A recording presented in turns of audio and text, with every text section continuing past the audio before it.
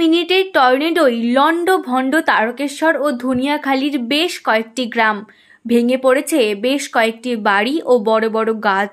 ঘটনাস্থলে পৌঁছেছে পুলিশ, বিপর্যয় মোকাবিলার দল ও দমকল বাহিনী।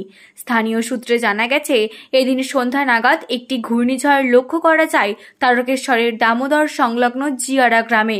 তারকেশ্বরের জিয়ারা গ্রাম থেকে শুরু হয় ঘূর্ণিঝড়।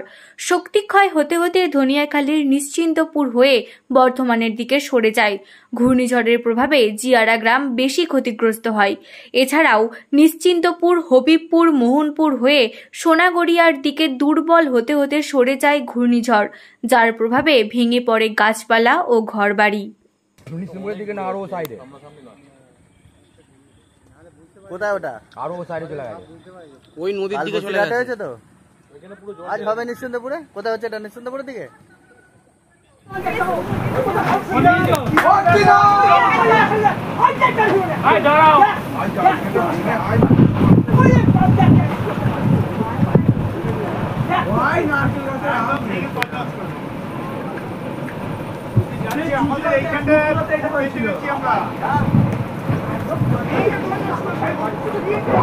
আগুন জ্বলে গেছে।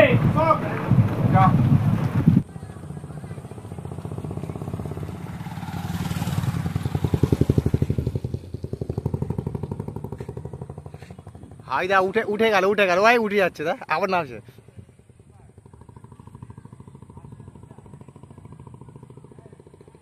দেখতেছিস? ওটা পুরো নিচে পর্যন্ত ছিল।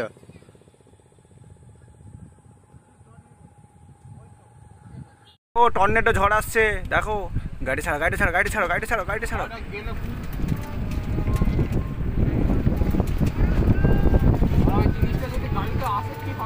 টর্নেডো ঝড়। দাঁড়িয়ে মাঠের মাঝখানে দাঁড়ালে হবে।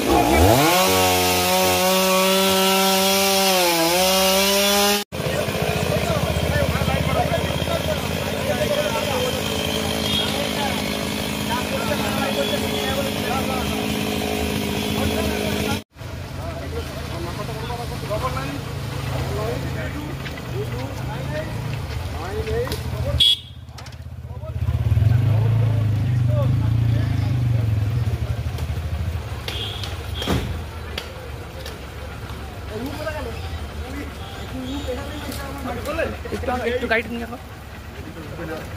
ভাঙা যাবে না, আমরা দেখেছি, হয়নি। কোথায়? এগড়িতে বাড়ি না?